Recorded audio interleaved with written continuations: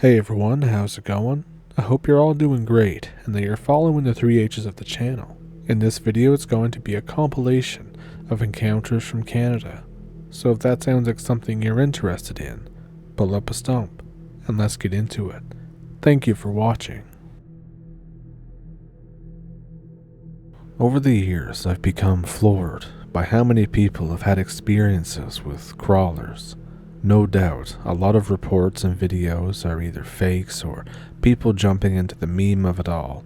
Sometimes, it can be just another animal that appears weird on camera.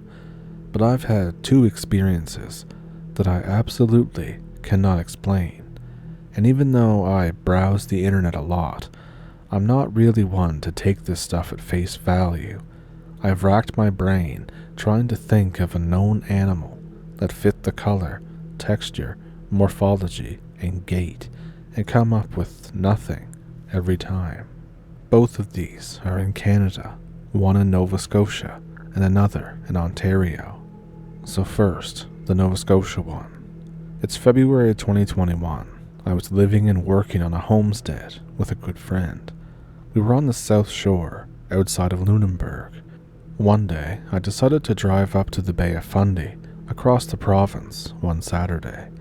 The bay is due north, along a rural county highway, around 100 kilometers. Nova Scotia has the same geography as Maine. It's part of Appalachia.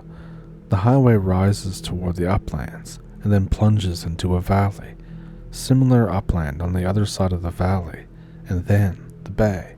Spring can come early down east. It's a mild, overcast day. The weather holds until we start to head back. At around 7 p.m., it starts to rain very hard. We climb the first set of uplands. The rain turns to sleet. Into the valley, it's now snowing quite hard.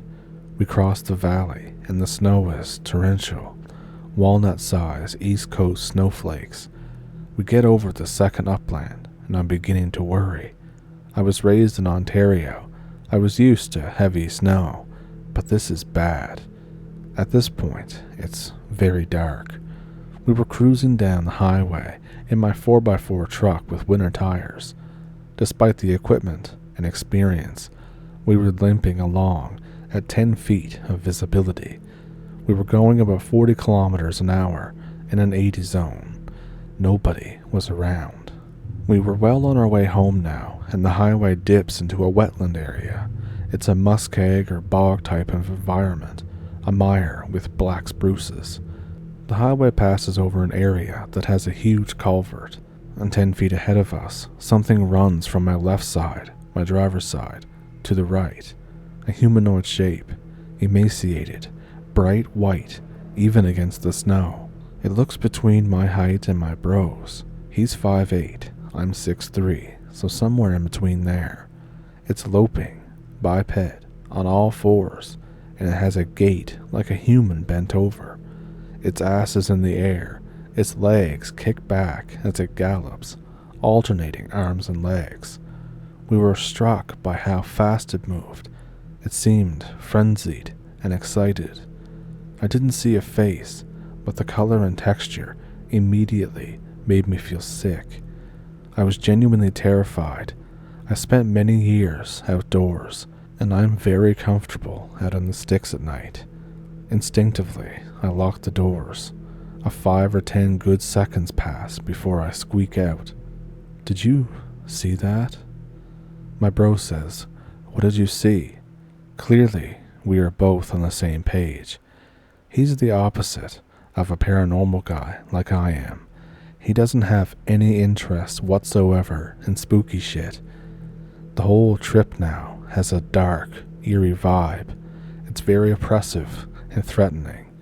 I speed up despite the road danger, the hair standing all over my body. We drive in silence most of the way home.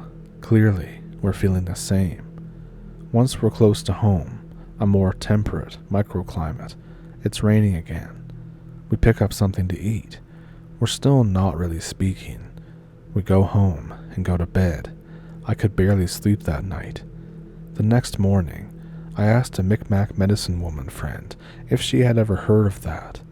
She was very visibly bothered that we asked, and said that she didn't want to talk about it at all. I never did get an answer out of her. Nova Scotia is known for weird shit, but that was my first experience as such. I remember that it was just north of Springfield Lake that we had seen it. I felt a little better once I saw the lights of people's homes, and by Google mapping the terrain nearby to find the closest bog, I've settled on it being around 1933 Nova Scotia, Trunk 10. And now, the Ontario encounter. This happened a few years before the one in Nova Scotia. I was 19 or 20. I was drinking with some friends out in the woods. We were in southwestern Ontario, out of the side of Kitchener-Waterloo. My friends and family still live nearby, so I'm not going to give a precise location in case some weirdo decides to go looking for my family. So we were out behind my best friend's house. It's a damp cedar forest with lots of bogs. The whole gang is cooked and walking back from the oak savanna where we have fires. We were moving along the boardwalk, probably 15 of us. I haven't had that much to drink, but most of the group is wasted and stoned. I bring up the rear for our safety. The woods are dark and hard to navigate. I feel fine. I'm enjoying the night and my 3-beer buzz. I happen to swing a flashlight to the right of the boardwalk. I catch something darting through the grassier part of the wetland. I thought it was a deer, but I stop when I realize that something strange. It's white. I thought for a moment that it was a piebald deer, and then I stop again. It's simply too white. It appears to have skin, and it's man-sized. The gait and posture are wrong, but it looks bipedal, but on all fours. Its ass is sticking up, and it seems to be trotting or marching like a happy dog. There was lots of rolling hip action, almost like a skunk or marmot as it ambles away from my light. Immediately, I feel my voice catch in my throat as immense primal fear grips me. Suddenly I realize that if I cry out, the whole group of drunk dumbasses will scatter. Creature aside, confused drunks are going to fall in and be swimming, stuck in thickets. Horrified, but silently, I keep following the group as I swing my flashlight around. I'm constantly shoulder checking and looking left and right until we get out of that forest and onto the road. I never saw it again. It never tried to pursue us. It seemed afraid, or at least avoidant of us. I told my buddy about it the next day, and we shat bricks about it together. Interestingly enough, while a lot of crawler reports seem to come from caves or mountainous areas, both of mine were from flatlands. Even though Nova Scotia is on Appalachian rock, there's not much more than hills. It's mostly rocky plains and uplands, but both experiences were near bogs and wetlands. It seems the areas may also attract whatever these things are.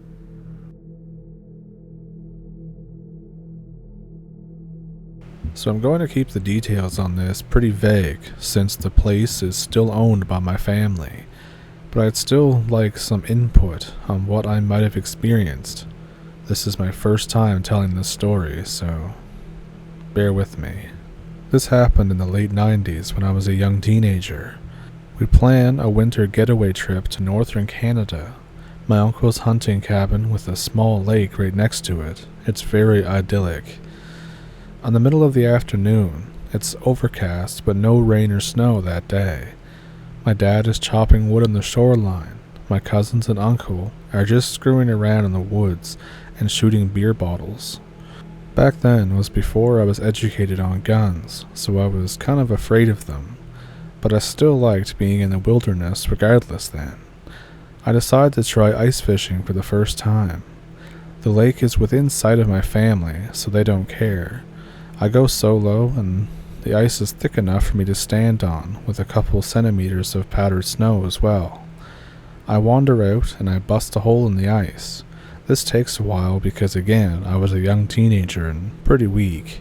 I end up sitting on my tackle box because I didn't want to go back to the cabin for a stool, and I start fishing with pieces of stale sandwich ham for bait. I keep hearing this quiet slapping noise where I'm sitting, so I just figure that it's the water lapping at the ice underneath of me, so I get my line ready and I cast it out. Every now and then, I'll see something that's whitish gray pass by the hole. I figure it's probably just a weird looking trout. The line will bob every few minutes, and whenever I pull it out, the ham is gone. I sat there in the cold for over an hour and didn't land a single fish. I end up getting pretty bored and uncomfortable because I'm hunched over on this tackle box. I scrape some of the snow and ice off to see if I can even spot any fish. I see the bottoms of bare feet on the other side of the ice for a couple seconds before they step away from the cleared patch, and I think, what in the hell did I just see? It looks like a person walking upside down under the ice. I yell for my family to come over, but they have gone into the cabin already and don't hear me. I'm more curious than scared for some reason. I was a dumb kid, remember? And I also think that it's someone pulling a prank somehow, even though that's impossible. I took off one of my coats, and I used it to sweep more snow away. I find the feet again, and they step away under the snow, just like before. I could see legs too, but not much else. The water is too dark and the ice is too thick to see anything above the knee. I keep walking forward with the coat, using it kind of like a broom to sweep away in a path. Every time I find the feet, they move further away from the shoreline toward the middle of the lake. I followed the feet for another 10 meters, and suddenly I feel a deep, sharp, cracking sound. I realize that the ice is a lot thinner here than by the shore. I do a 180 and I power walk back to get my gear, keeping as far away from the fishing hole as I can. While retreating back to shore, I could hear the dim, slapping noise follow me the entire way back. I yelled at my family for leaving me alone when I get back to the cabin. My dad and uncle said that they could see me through the cabin window just fine. I tell them about what I saw, but they all think that I'm lying and just trying to get back at them for leaving me out there. So they start telling ghost stories for the rest of the night to try and freak me out more. But for the rest of the trip, I didn't go near that lake at all. I've heard some Inuit stories of monsters pulling kids under the ice, but we weren't that far north, and this thing had ample opportunity to reach up through the hole to get me. Though, maybe it was content to just eat my stale lunch ham instead. I don't know.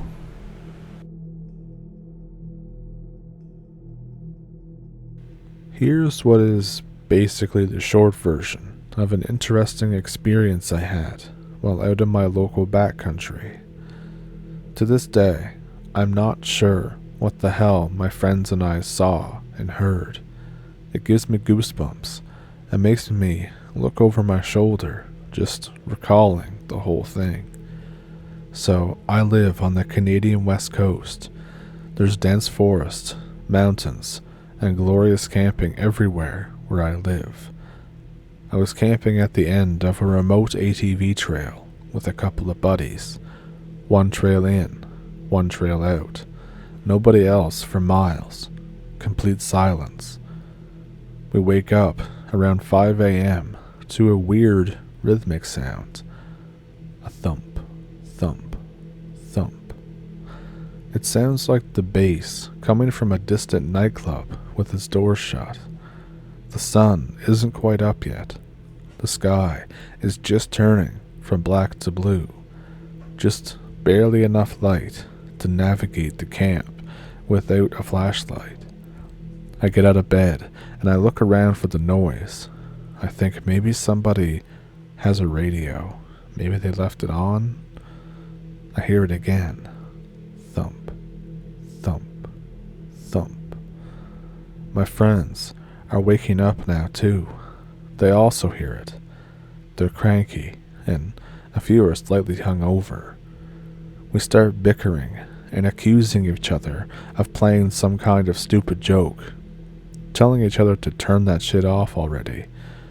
And then I say, "Guys, be quiet for a second. Do you hear that?" It sounds like men muttering quietly in between the thumping noises.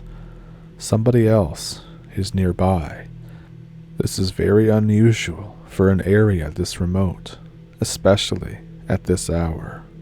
I throw a jacket and boots on. I decide to have a look around.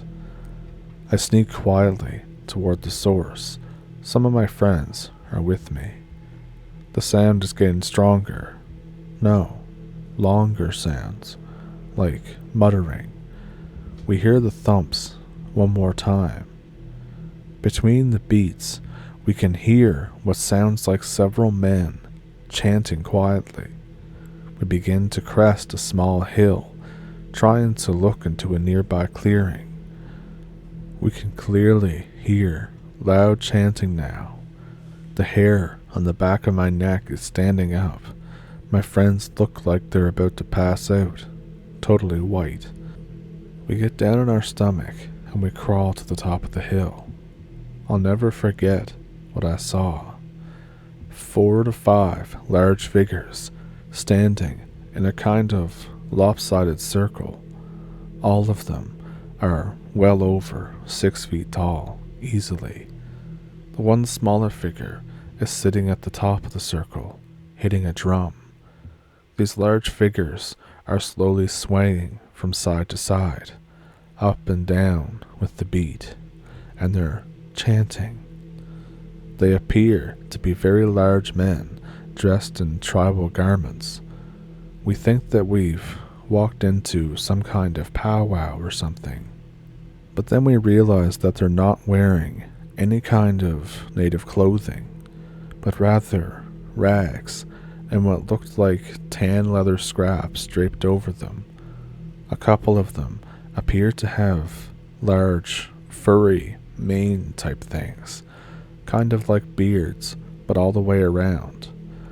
2 of them, the closest to the drummer, have large antlers, like a stag, coming up from their heads.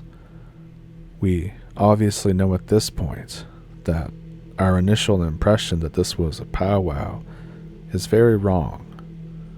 One friend is clearly freaking out. He tries to turn and leave back to camp. We grab him and tell him to shut up and to calm down.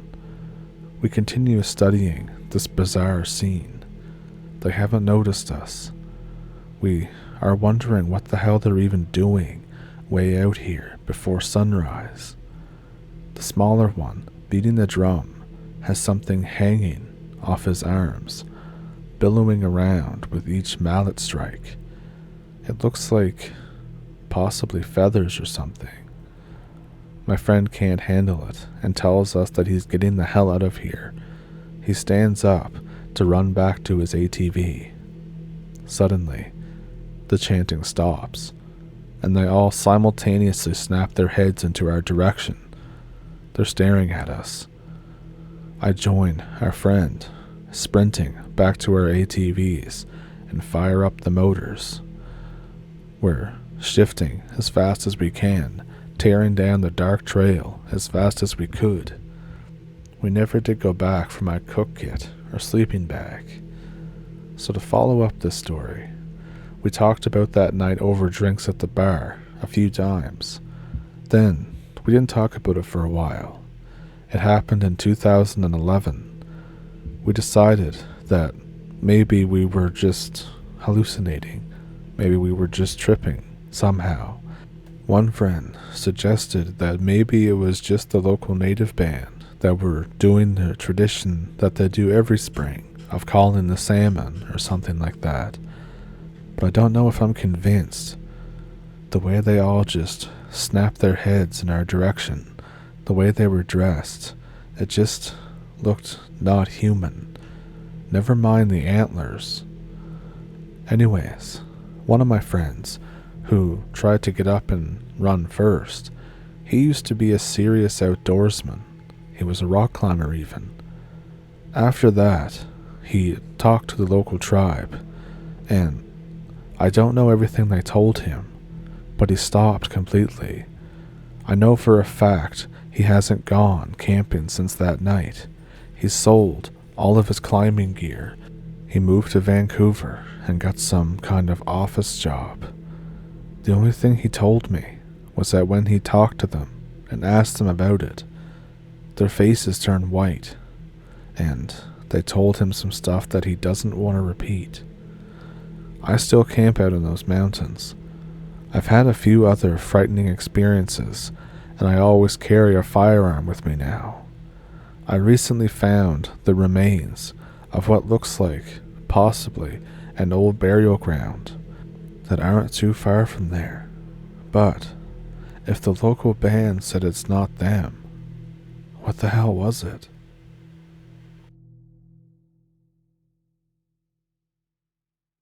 This is a story of something that happened to me a few years back.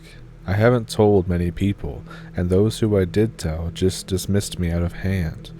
So now I come to you, the internet. Sure, most of the people who read this account won't believe me, but I still cling to the hope that someone out there will take me seriously. Maybe someone has even had a similar experience. Anyway, here's my story. I grew up in a small town in Restigouche County, New Brunswick. For those of you who don't know, the area is a cool, mountainous region of Canada known for its beautiful forests and rivers, and it lives up to its reputation for natural beauty. The rolling hills, golden shores, and lush woods make it a pleasure to explore in the summer. However, being fairly far north, it cools down quite a bit by early autumn, which is when the event that I'm about to describe took place. As I said, I grew up in a small, friendly town, and we didn't have much in the way of haunted houses or urban legends. But one town over, a few miles down the road, there was an old Victorian-era mansion that is said to be haunted by the spirit of a woman.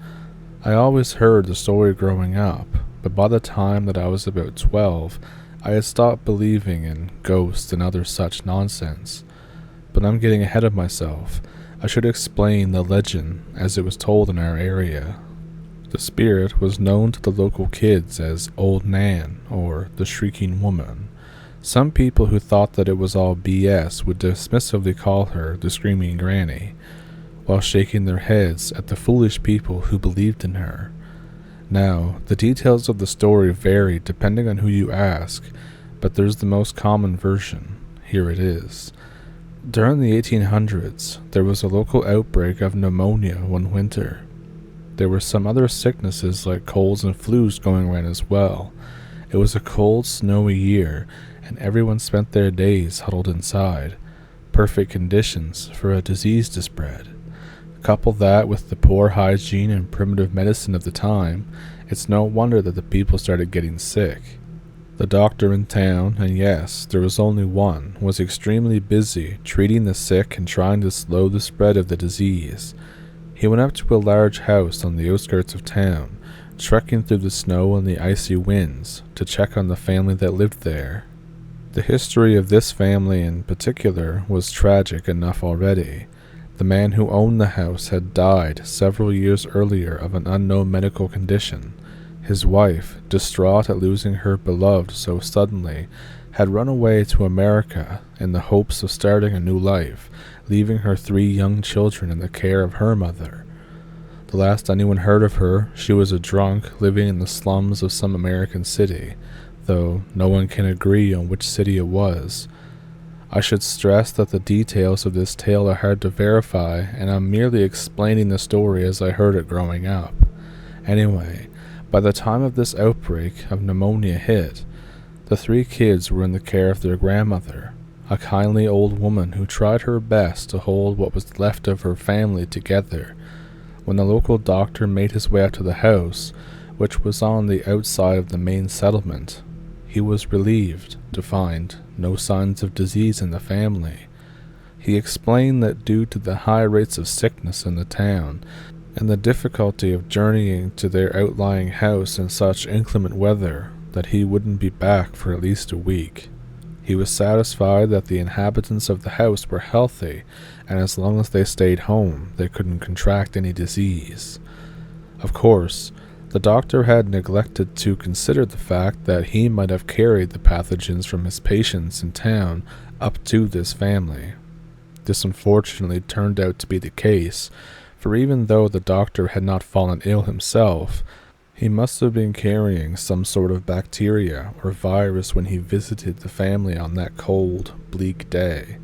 He spent the next week or so working almost without rest to treat the ill and dying in the town, and during that week it snowed every single day.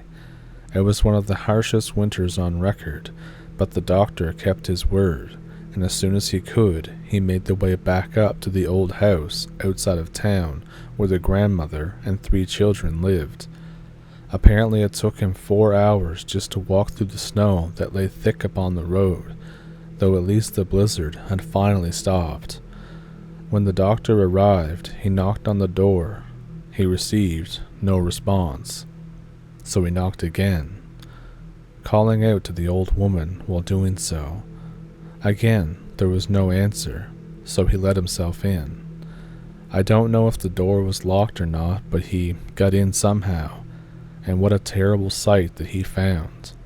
He first walked through the kitchen, seeing utensils and old food strewn about haphazardly, the furniture in disarray. Now, very concerned, he made his way into the dining room, and he gasped in horror. There, in her favorite rocker, sat the kindly old grandmother, but she was a hideous mockery of her former self. She was covered in blisters and cysts, with her pale skin a gray color. Her eyes were bulged and glassy, and her nostrils were flared. Perhaps most disturbing, however, was her mouth. Her lower jaw hung open at an impossible angle. Her few remaining teeth, yellowed and worn with age, jutted out of her now bluish and shriveled gums at odd angles. The doctor felt her hand. She was frozen. She had obviously become very ill and passed away, and with no one to tend the fire, the house became frigid, freezing her disease-riddled corpse. The doctor got up and ran up the stairs, screaming for the children. He burst into the nursery to find 2 bluish, unmoving forms. He began to weep as he tried hopelessly to resuscitate one of the children, but was surprised and relieved to find that one actually began to stir. The child was frostbitten and ill, but still just barely clinging to life. His sister was less fortunate. She had frozen almost as solidly as her grandmother, and the 3rd child was missing. It is presumed that he tried to go for help in the blizzard and froze to death on the way, though, since a body was never recovered, no one could be sure. The surviving child was delirious and could not remember where his brother had gone. This one fortunate boy was nursed back to health, and eventually he was adopted by the doctor, who felt immense guilt in having carried the fatal disease to the small family.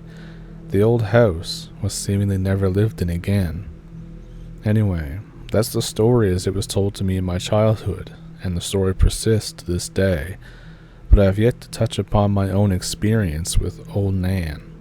As I mentioned earlier, I had stopped believing in ghosts, including this one, by the time that I was about 12. But later in my teen years, I developed a fascination with the occult and the paranormal. I still didn't really believe in any of it, but like most people, I enjoyed being scared. I loved the tingling in my spine when I heard a good horror story. Unfortunately, none of my friends shared my interest. You have to understand that back then, believing in, quote, fairy tales was a sign of weakness, and though my town was pretty friendly overall, some of the young punks would mock or beat up people who they didn't like. So obviously my ghost hunting hobby and a collection of horror stories made me a bit of an outcast. But I guess there are assholes everywhere you go, and people will punish those who are different. I didn't mind so much the teasing, but the fact that no one would come along when I wanted to check out these haunted locations was discouraging. Nevertheless, when I was 16, I decided to go by bus to the nearby town where this supposedly haunted house was. And like I said, even though I was a skeptic, I did enjoy scouting out creepy, abandoned locations, and a part of me always wanted to find evidence of the supernatural. I guess these days people call it urban exploration.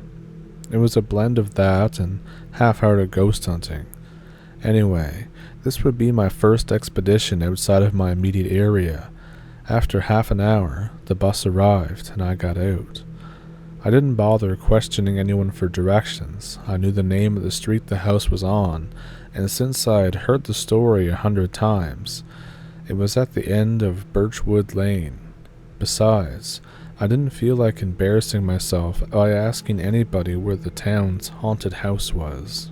After wandering around the core of the town, what you'd call downtown, with the place not so small and sparsely populated, I saw a street sign marked Birchwood Lane. I followed it. I made my way through a few blocks of modern houses, and then some older buildings, and eventually the town thinned out entirely and I found myself walking into the woods. At the edge of the woods, the road, which had been paved up to this point, turned to gravel. I sighed and pressed onward. I had brought a flashlight with me, but as the sun had not quite gone down, I felt that I didn't need it yet. As I continued the path, it got more and more uneven, and the sinking sun and increasingly thick foliage above me shrouded the narrow trail in darkness. Before I got the light out, however, the trees thinned out again, and I saw before me a large, dilapidated 2-story house. By this time, the day was nothing more than a fading orange glow on the horizon, and the mansion was basically a silhouette. I'll admit, I was a bit apprehensive at this point, but it was far too late for me to turn back. I walked across the overgrown lawn, which was covered not only in tall grass but also shrubs and trees. As I got closer to the house, I could see it more clearly. There was a single door hanging from its hinges in the middle of the facade. The remains of what once was a front porch lay rotting beneath it. Above the door there was a small awning, bent dangerously downward, looking as if it could give way at any moment. Only one of the pillars designed to support it still stood. The exterior of the house barely had any paint left on it, and what little did remain was chipped and cracked. Most of the windows were shattered, though only one had been boarded up. The house looked old, to be sure, though it didn't look like it had been abandoned for 200 years. If that had been the case, it probably wouldn't have remained standing so intact. I reasoned that someone or a group of people must have kept the building in shape for quite a while after the old woman had died, and it only fell into disrepair more recently. As I came to the door and climbed up over the remains of the front porch, I felt a chill run down my spine. I felt fear before, but this was different. It was more than fear. It was a feeling of being unwelcome, of not belonging. I dismissed this as paranoia, and I gave the battered wooden door a push. It was partly open already, but the wood of the doorframe was too warped for it to swing freely. I pushed it again, harder, and heard a loud crack as the rusted hinges broke apart. The whole door lurched and then fell forwards. I had to jump out of the way as it nearly fell on me. I dusted myself off and I clambered inside. The sunlight was now gone entirely, and I was extremely wary of tripping over old furniture or holes in the floor. I switched on my flashlight and swept the beam over my surroundings. I was in some sort of large hallway that branched off in several directions, and at the end was a staircase. I walked along the corridor and looked into each adjacent room as I went. It was hard to tell what any of these rooms were supposed to be. Each was just a mess of exposed wooden beams, old trash, and pieces of the walls fallen onto the floors, and the pervasive smell of mildew. A few books, ruined beyond recognition, lay upon a shelf in one room. There were several broken jars on the floor as well. I made my way slowly to the staircase and I began to climb it. I was nervous, as the stairs were old and rotted and creaked loudly under my weight. Carefully, I got up to the top and looked around. The second floor was much like the first, except that it was even more uneven. This did little to comfort me, as I knew that the floor could give way under my feet and send me toppling down 9 feet to the lower floor and a pile of debris. But what can I say? I was a dumb, fearless kid. To me, giving up and going home seemed worse than risking my own neck. It's funny how teens think sometimes. As I explored, I came upon a bathroom. It looked so dated. That may sound weird, especially since the whole house was pretty ancient, but just seeing the old-fashioned pipes, the archaic toilet, and the bathtub on the little ornamental legs just seemed so quaint. I was a bit confused when I looked into the bathtub and found dark, reddish stains. While the first thing that pops into my head was the phrase bloodbath, I laughed when I realized that they were probably just rust stains. The next room I entered was truly unnerving. I recognized it almost immediately as the nursery from the story. There were 2 small beds and a small cot. For some reason, the child-sized beds were made up. They were moldy, with moth-eaten blankets, tucked neatly all around them and turned down partly at the top. I guess the last caretaker of the house had just left them like that, but it seemed so eerie to me. It was almost as if someone had just prepared the beds for the kids a few hours ago. The cot, by contrast, was completely bare. Now, if this story is making me sound brave so far, realize that I really wasn't. I'll admit I was completely terrified. The feeling of being unwanted hadn't left me. If anything, it had grown as I explored the house. As I got further from the door, my heart began pounding harder and harder, but as I said, I was determined not to chicken out and leave. I steadied myself and fought with the urge to run. In hindsight, I probably shouldn't have. There wasn't much more of interest upstairs, as the other bedrooms were pretty much empty. The furniture had been mostly removed long ago. I spent about another 20 minutes upstairs before heading back to the creaking old staircase and carefully making my way back down. I realized that I hadn't yet seen all the rooms on the ground floor, and I had been eager to look for the nursery upstairs. I really felt like I needed to leave, but that stubborn part of my mind stopped me. I made my way through a few small, nondescript chambers without finding much, but then, in one of the last unexplored rooms, I saw her. The memory is still so vivid. I spent the last 6 years trying to forget what I saw that night, and now I'm recalling it, and the image hasn't faded at all from my mind. I came around a corner into a new room, and as my flashlight beam swept across the wall, I saw her face, the dead grandmother's face. I swear to you, it was only there for a second, but it was so clear. I know I didn't imagine it. Her skin was molted gray, blackened in some patches. Wrinkles and cracks covered pretty much every inch of exposed flesh. Her eyes bulged out, but they were pure white, as if covered in a film. Her lower jaw hung slack, but not in any way I'd ever seen before. It was as if her jaw was dislocated or outright broken. A few small, jagged teeth set around her gaping maw, and a swollen tongue was visible between them. Her white hair clung to her scalp in patches, matted and stained. She wore an expression that I can only describe as desperation, almost as if she was pleading for someone or something to save her from her awful fate. I really only got a good look at her face, but I also glimpsed her upper body. And while I can't be sure, I think she was clutching something in her wizened hands, a bundle. It was about the size of a small child. As soon as I saw her, I screamed. I screamed louder than I ever had before, or since, come to think of it. You know, the feeling of pure, absolute, all-encompassing terror, Fear so powerful that it numbs you, while at the same time making you hyper aware of everything around you.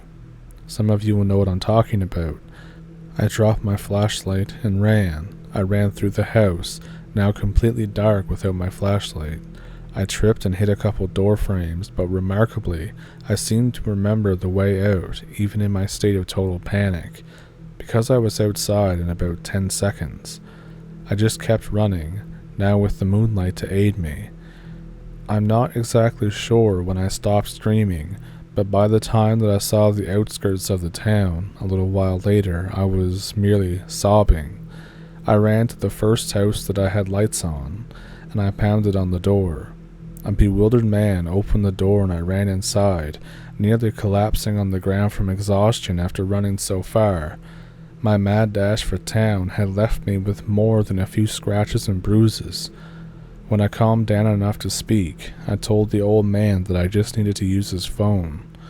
He still didn't really know what was going on, but he led me to the telephone in his kitchen. I got a ride home with my father. Despite his repeated questions, it took me weeks to tell him what happened. He was more upset that I had broken into an abandoned house, and to this day he doesn't really believe me or anything that I saw, and I think, whatever, I wouldn't believe me either.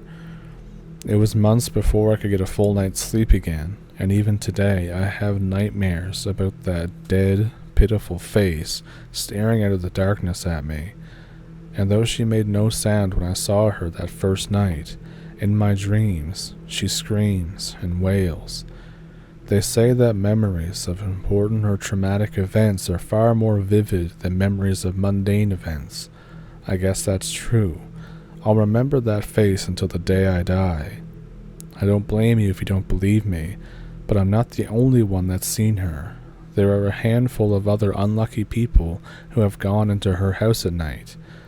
I heard a rumor inside of a rumor that someone snapped a picture at some point, but I don't have it. Maybe it's somewheres online. I don't know though, since I've never searched for it. I never want to see old Nan ever again. So, what did you think of that story? I quite enjoyed it myself. There are a lot of stories from my province about little things like that. And there are quite a few stories that definitely do date back to what I think might be the same winter. I don't know for sure.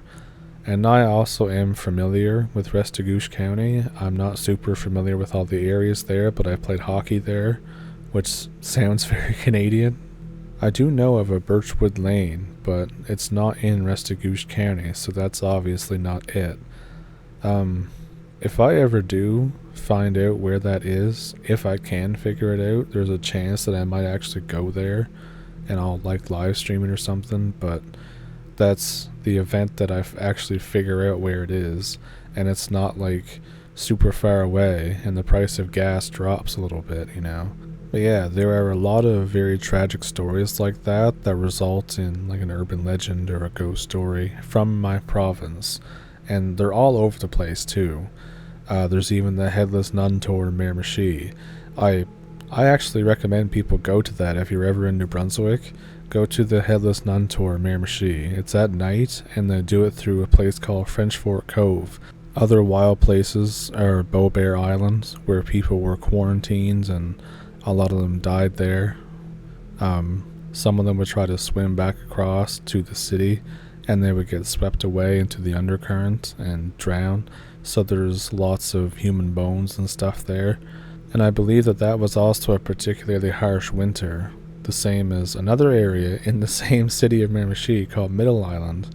And I've actually been there quite a few times, so if anybody wants to see pictures from there, I can go there this summer and just take pictures and kind of walk around a bit and tell the story. I think the long and short of the story is that when Irish people had came here to escape the potato famine or escape Ireland, I guess, I don't know the full story. They went there and they were held there by the British, held on that island as a quarantine. And pretty much anybody that went there was a death sentence because it was all typhoid fever, and they just left them there. Like, there is one family, the Vondi family, I think, that was the ones who would come and sneak in and try to care for the people, but he eventually died too, so the whole thing is just an absolute tragedy. But there's like a whole bunch of tourist stuff there now, so you can go there and like learn the story and all that. So if that interests anybody, then I can just go there and like live stream it, or I can do a video about it or something. I don't know, just tell me what you just want to hear. And actually, since I'm like on the topic of stories that happened in my province, I'll just do what I do every now and then, and I'll tell one of my experiences. So if you don't want to hear that, you can just click off now. But if you do, it's only a couple minutes long, I think. So yeah. So I'm pretty sure every province or most states have this. It's a program that when you graduate from like high school and you're going into college or university in the fall, you can get a job and they'll pay half your wages. So I had gotten a job with a church in the area, and just basically what I did was I did landscaping, I did mowing, I painted a little bit if I remember correctly. I did the winter wood, just like work, I guess, that you would get someone to do if you were a little bit older and couldn't get to it all. So it was my job to do these things. And one of the things I did was I mowed this very secluded graveyard.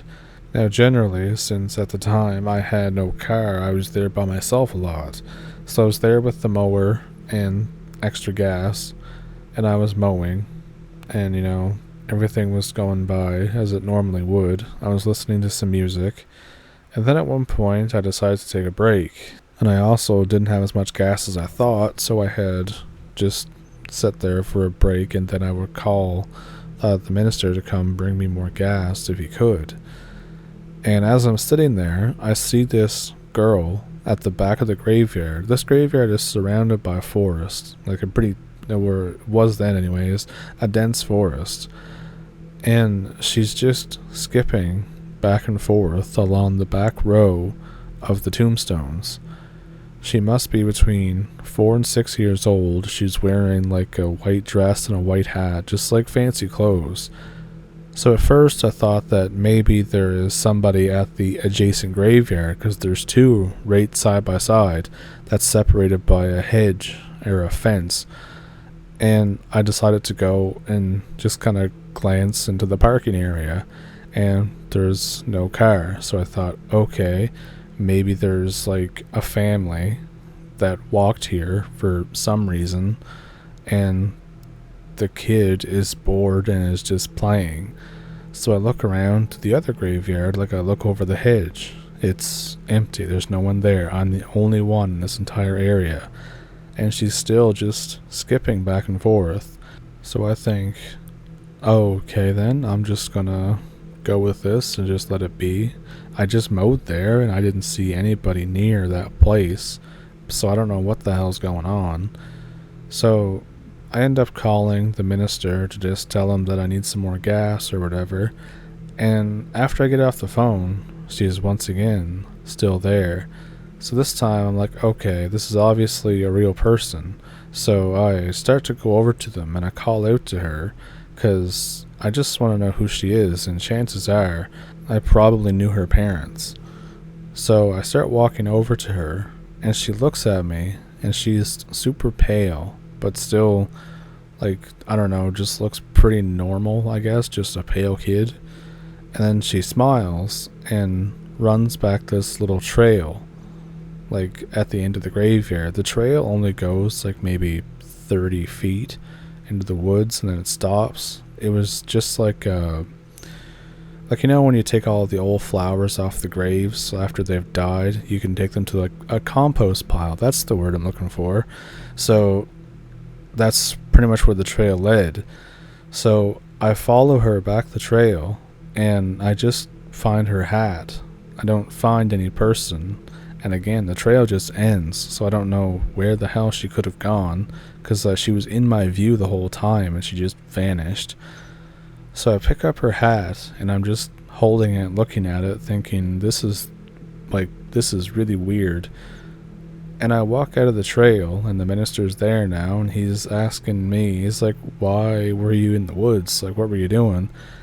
and I just say, I saw a little girl skipping back and forth, and she seems to have dropped her hat when she ran to the woods.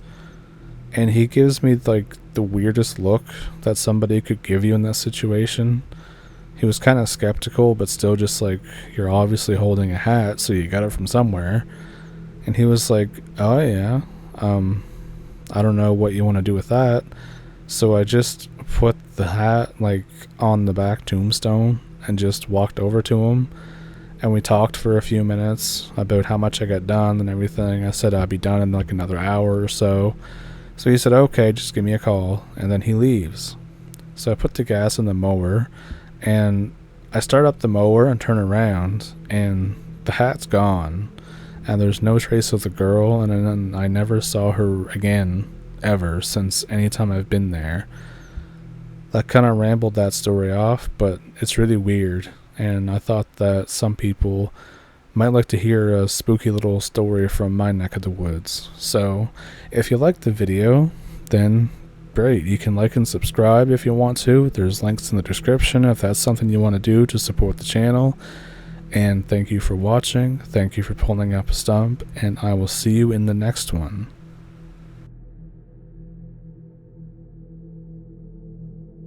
When I was 20 years old, I was living in a small town in New Brunswick.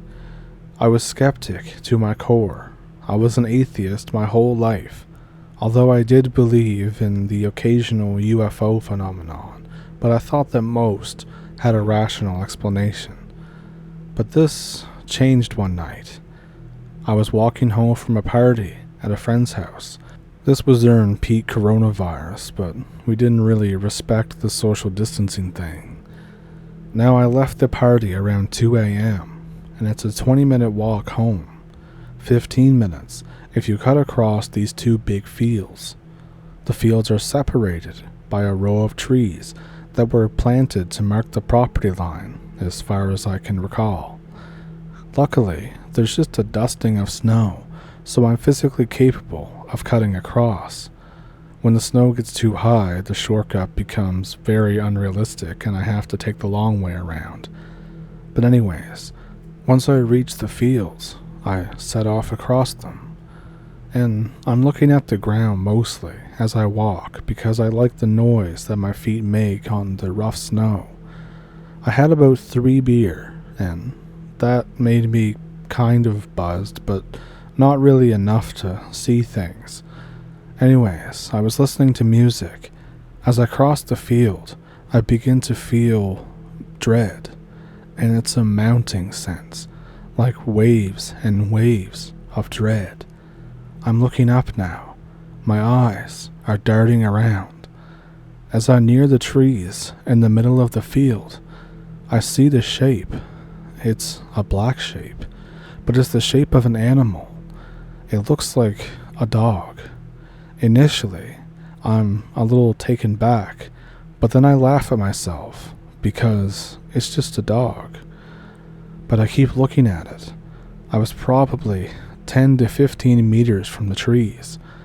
I noticed that it's absolutely massive, bigger than any dog I have ever seen in my life. I get a bit nervous. I stay frozen, thinking of what to do. It growls at me. I start walking backwards. Then suddenly, it starts running at me, on 2 legs, with its arms out like it wants to hurt me, to kill me. I think to run, but my legs don't move.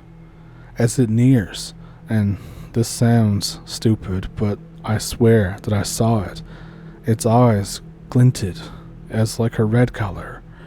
I just keep thinking to myself, run, run, please run, but my legs just aren't responding. It lunges through the air at me. I wince, close my eyes in fear, and prepare for an impact. I feel an impact in my chest. I fall down. It feels like I just got pushed very hard. I open my eyes. To my amazement, I'm still alive. I'm laying on the ground, and also, there's no dog. I'm by myself. I'm frantically looking around everywhere, in all directions, thinking maybe it's toying with me. But it never came back. There was no proof of it even being there. Not even any footprints. Not even between the trees where it was sitting before I got up to it. I've never been scared like that in my life. I've never had anything happen to me like that. Ever since then, I've been nervous with the lights off. I never believed in ghosts or the paranormal, but I literally have no explanation as to what happened that night.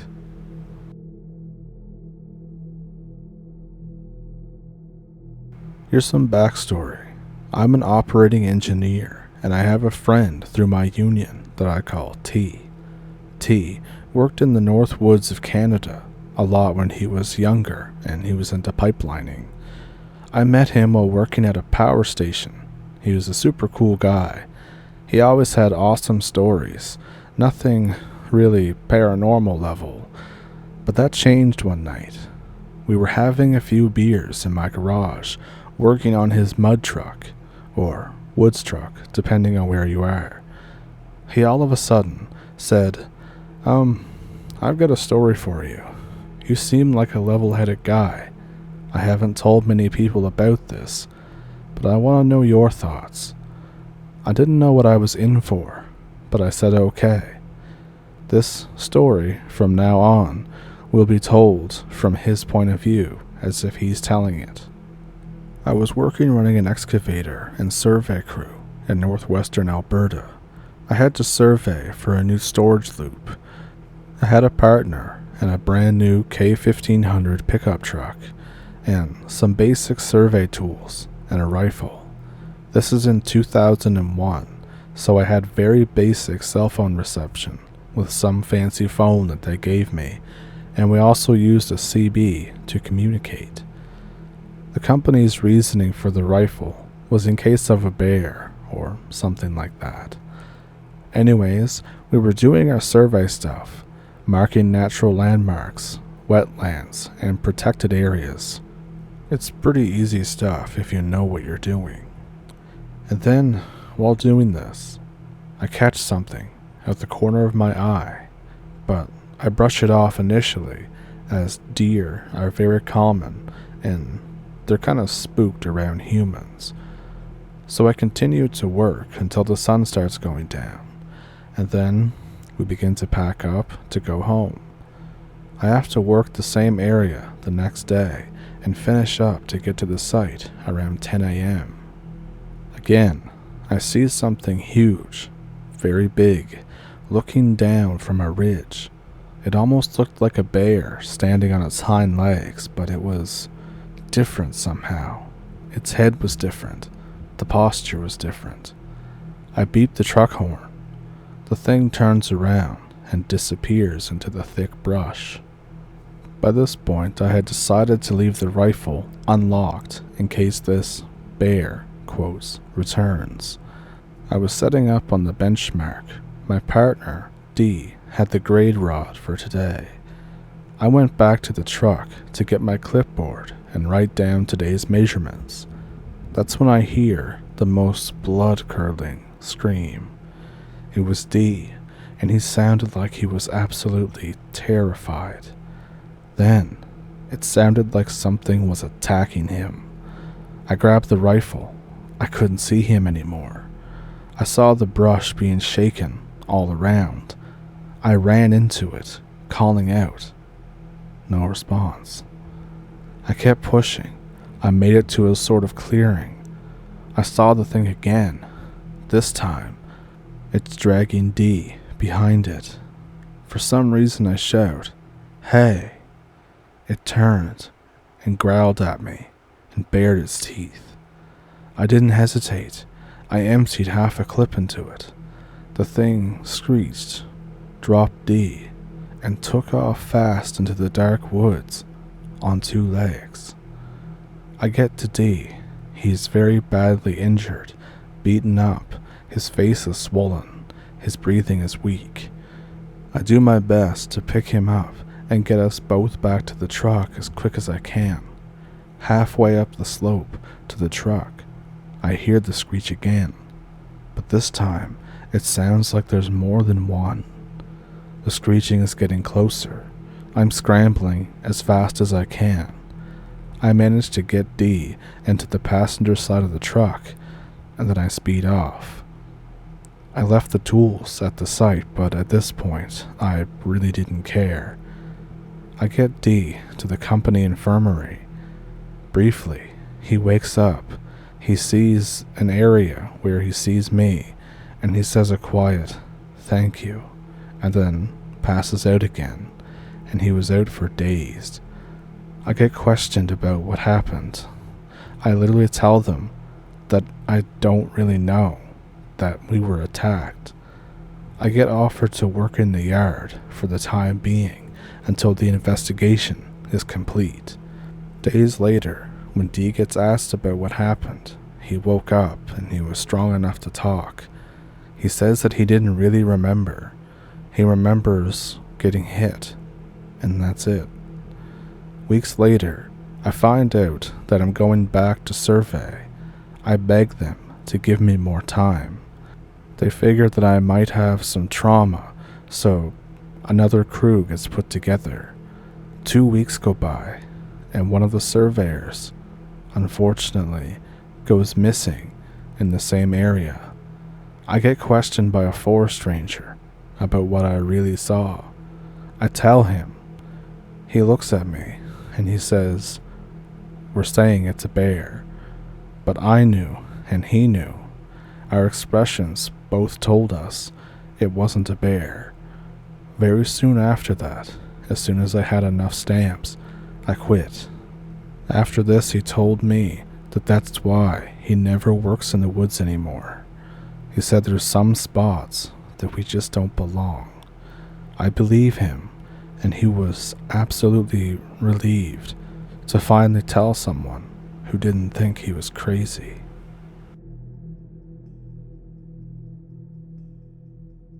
So this is basically the freakiest thing that's ever happened to me during my time with the RCAF, Royal Canadian Air Force.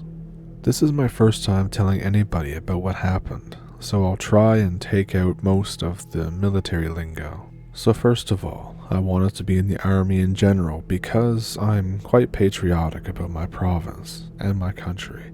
I went to uni first because, I'm not going to go anywhere without a degree. Me and my friend wanted to join together.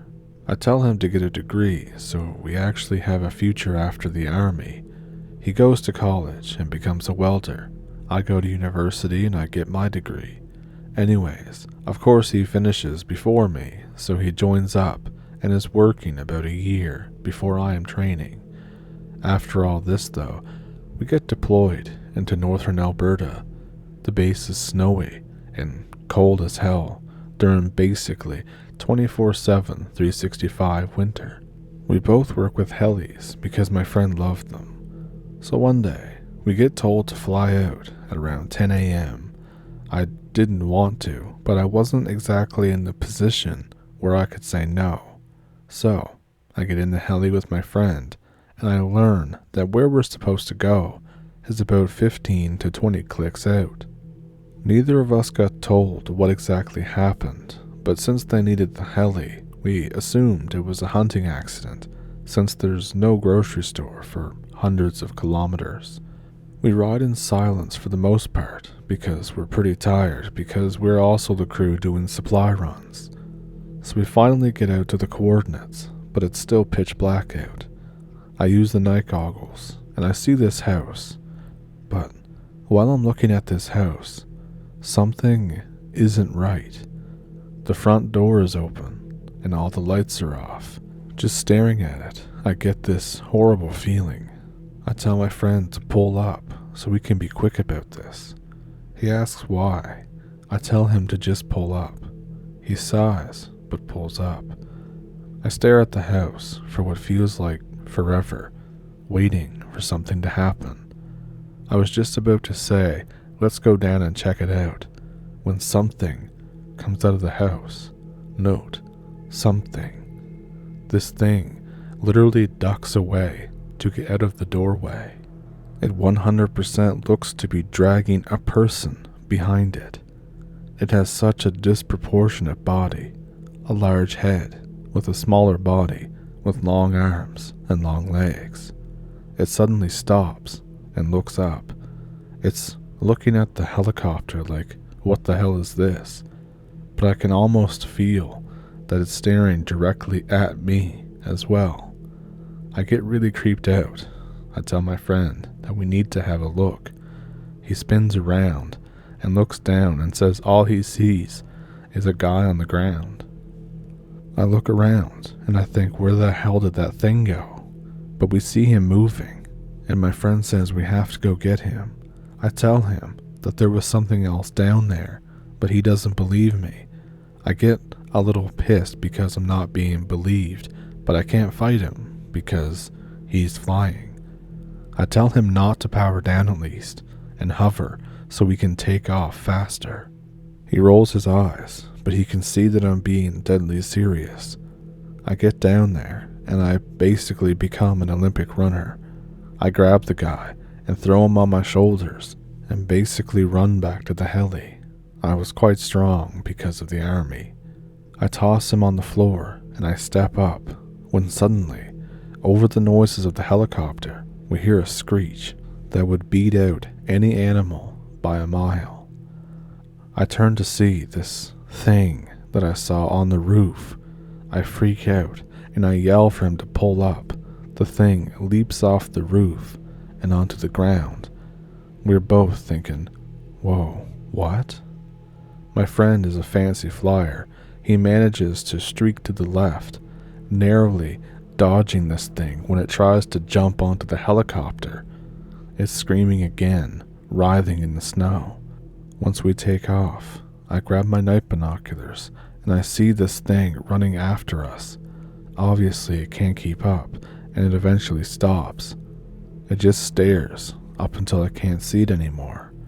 I get back to base and I tell everyone. My friend won't. Nobody believes us, of course, but when the cabin guy is better, he starts talking. He says that the thing didn't smash down the door or jump through the window. It unlocked the door by itself and crept in. The thing had been stalking him and was in the cabin looking for him. He heard his door open and looked to see this humanoid thing staring at him. He kept his eyes on it and was able to dial 911 and try to get his gun before it knocked him out. He says he woke up when it was dragging him outside and we showed up. Very shortly after that, I put in a request to move to a different base, and so does my friend. I do everything in my power never to go back to that base in northern Alberta. And if you're at all curious, it was a Cormorant helicopter.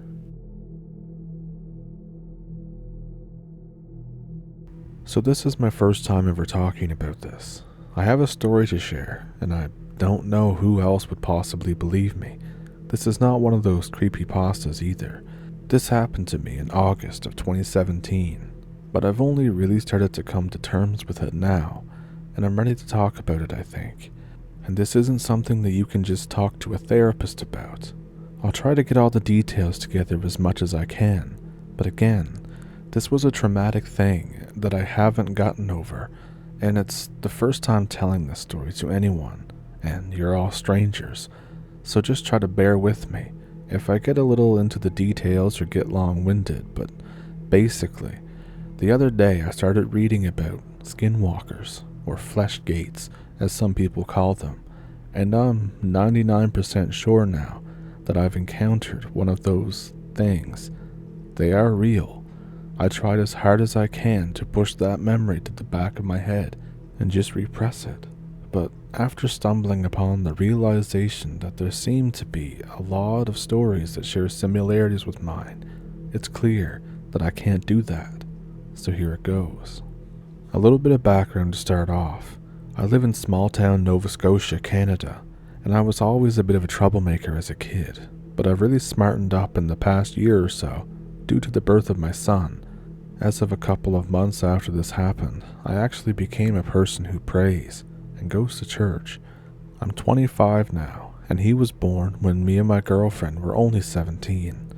My girlfriend Emma was raised on a farm and is pretty rugged and outdoorsy.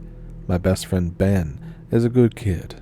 He's small and kind of androgynous looking. He's a weird guy that likes electronic music with no lyrics or something like that.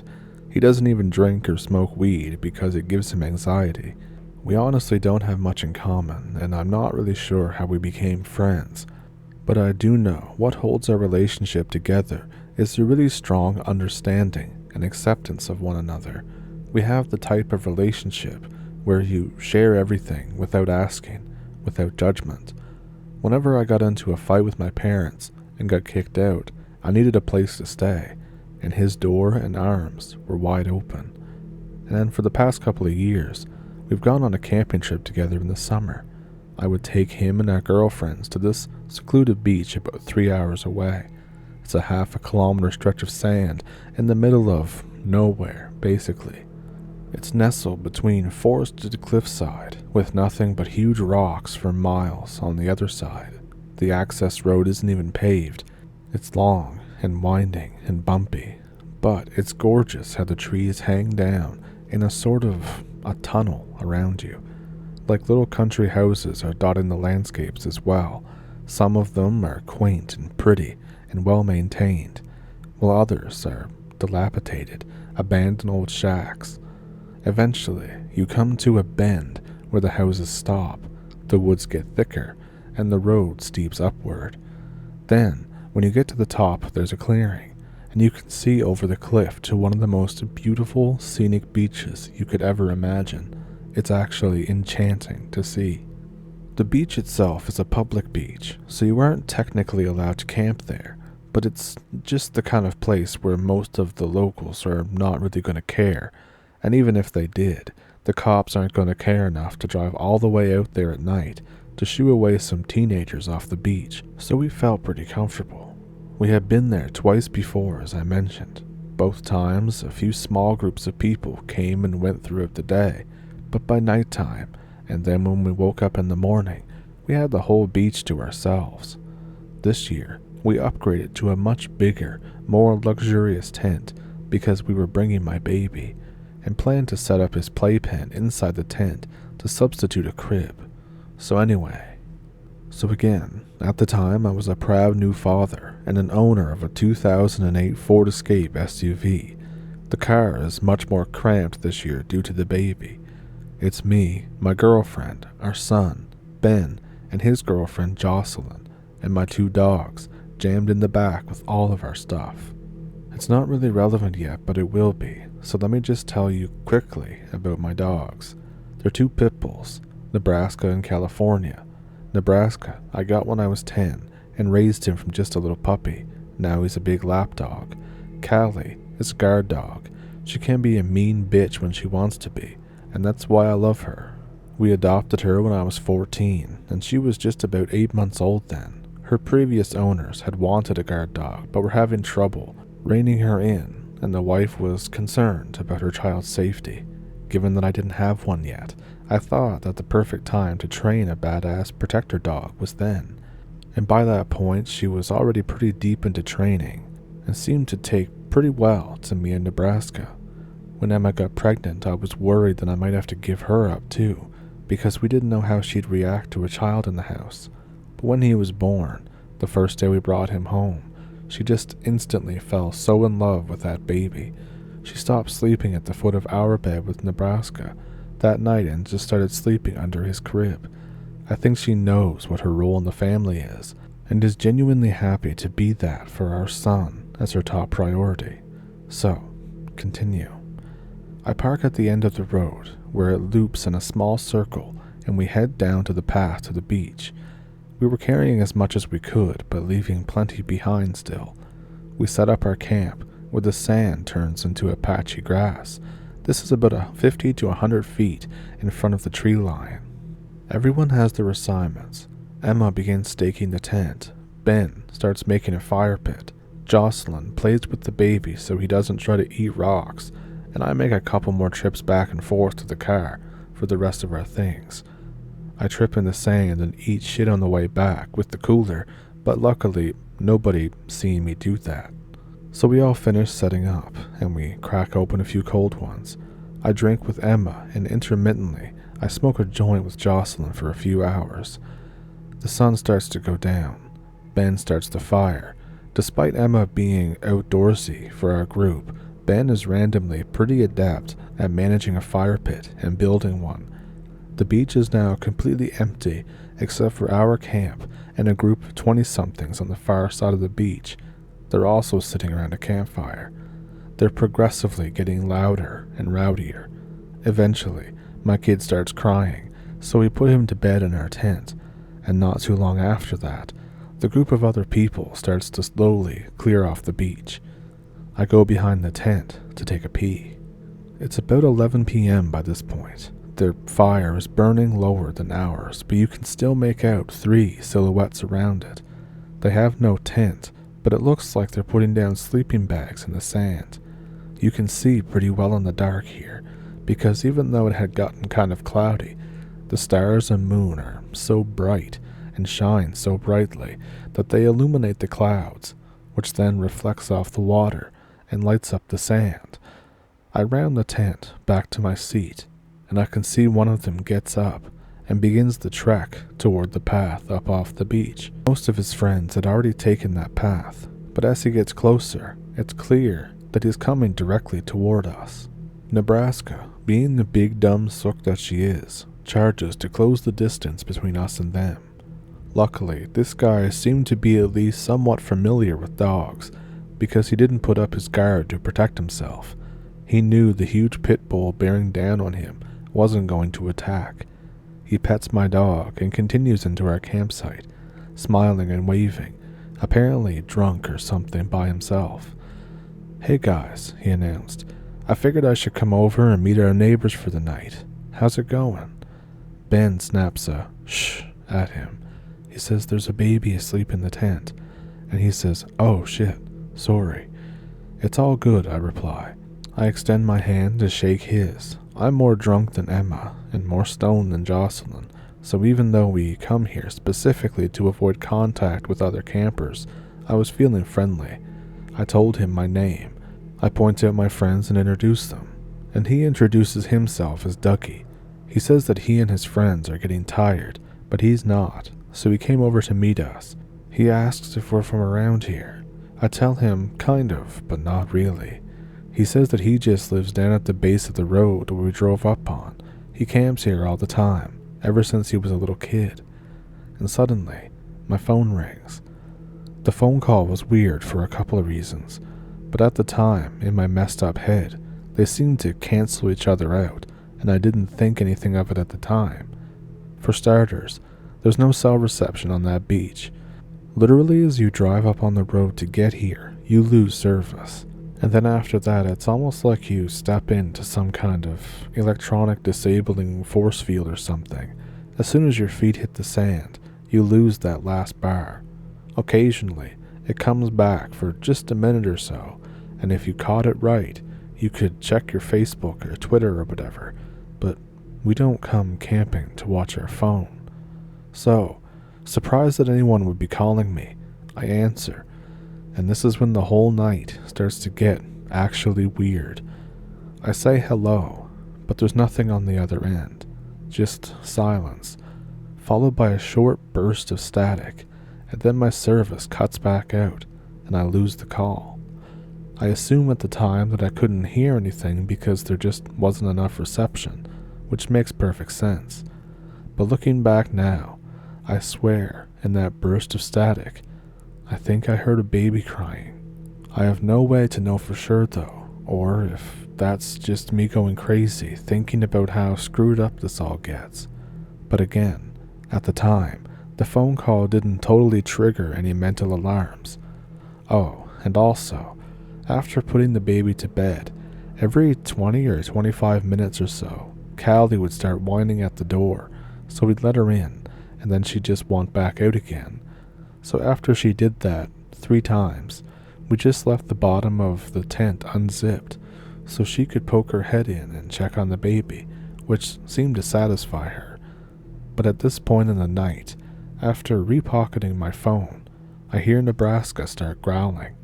Nebraska doesn't growl at strangers. He doesn't growl at Callie. He doesn't growl, period, really, ever. I literally don't think I've heard him growl since he was a puppy. He's a total pussycat. He actually got quite a bit of size on Callie, but Callie picks on him relentlessly until he would climb up onto my lap. This was absolutely not like my dog to be aggressive like this. Now, I do start feeling like something is off, and that's when it hits me, that putrid smell. The air smells like fish normally there, which isn't super pleasant to begin with, but you do adjust quickly because it's so clear and fresh otherwise. This was like if the entire bay's supply of fish had suddenly all went belly up at the same time, and the unmistakable stench of death had just rolled in off the water, smacking us all in the face and continuing on its way up into the woods. Nebraska is inching away from our camp toward the woods, still growling. He's fixated on something at the tree line. It must be a deer or something. I hope it's not a bear. It's hard to make out through the brush, but I think I can see two little red lights, like the flashing of your phone when its battery is critical, but unblinking, watching. Nebraska then lets out what I can only describe as a war cry, because I've never heard him bark like that before, and then he darts off, running into the woods. Now I'm not so much creeped out by this, as I am annoyed as hell that I have to wander around in the woods, potentially all night, looking for my dog. But I do love him, and I have no intention of just leaving him behind, and I'm really worried and sad about the possibility of it coming to that. I yell out, "Nebraska," but he disappears from sight. I say, "Nebraska, get back here," but to no avail. He don't usually take off like that, does he? Dougie correctly assumed that we would not bring him here if he was a flight risk.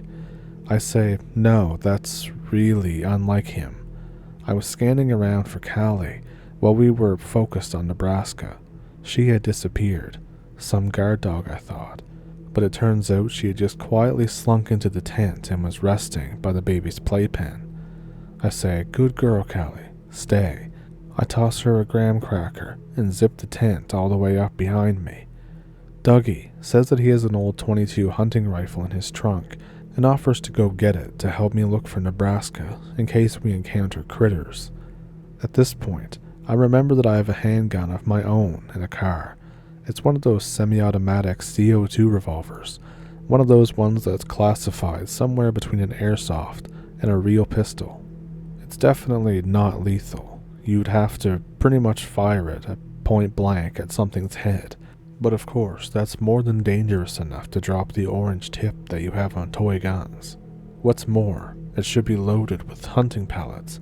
I had bought the thing impulsively a couple years back and pretty much only ever used it to shoot cans with my ex. Then I stashed it under my seat in the car and forgot about it for 2 years. I was quite pleased with this revelation, because it meant that I could take the hatchet into the woods and still leave the campsite with some form of weapon. I informed Dougie, hand him my car keys to retrieve it, trusting this stranger not to steal my car.